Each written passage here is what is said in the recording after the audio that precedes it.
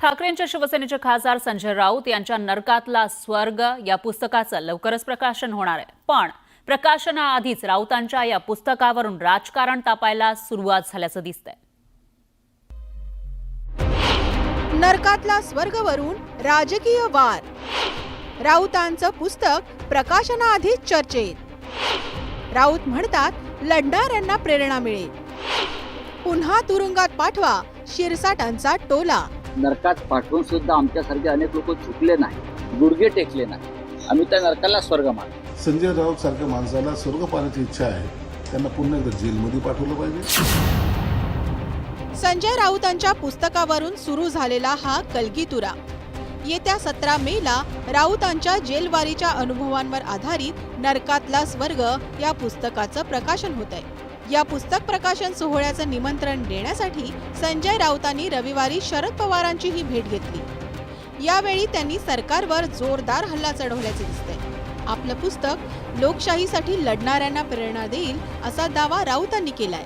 ते पुस्तक जे आहे माझ्या तुरुंगातले जे माझे अनुभव आहेत, सरकारने जे आम्हाला नरकात पाठवलं आणि नरकात पाठवून सुद्धा आमच्यासारखे अनेक लोक झुकले नाही, गुडघे टेकले नाही. आम्ही त्या नरकाला स्वर्ग मानला आणि त्यात राहिलो 100 दिवसाच्या वर. त्याचे अनुभव आहेत. फार मोठं पुस्तक नसेल, पण त्यातून लढणाऱ्यांना प्रेरणा मिळाली. राऊतांच्या या पुस्तकातून सरकार विरोधात टीका होईल हे स्पष्ट आहे. तसे संकेतही राऊतांनी दिले. पवारांच्या भेटीतही त्यांनी पुस्तकातून सत्ताधाऱ्यांना लक्ष करण्याचे संकेत दिले. राऊतांच्या या पुस्तकावर शिंदेंच्या शिवसेनेनं जोरदार प्रहार केला.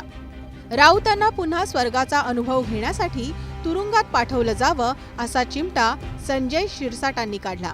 पवार साहेबांनी जे पुस्तक दिलं त्याचा 2 अर्थ निघू शकतात की साहेब तुम्ही जेलमध्ये जा, तुम्हाला नरकातला स्वर्ग दिसेल, एक.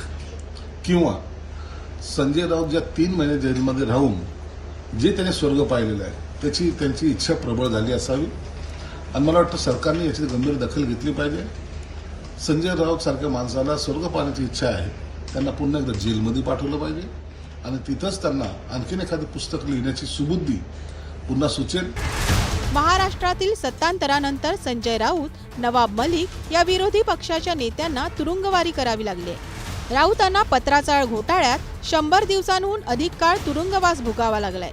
तुरुंगवारी आणि त्यानंतर तुरुंगातील अनुभवांचं प्रतिबिंब राऊतांच्या नरकातला स्वर्ग या पुस्तकात उमटण्याची शक्यता आहे.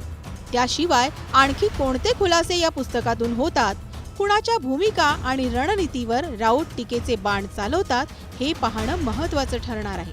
Bureau report, news 18 Lokmat.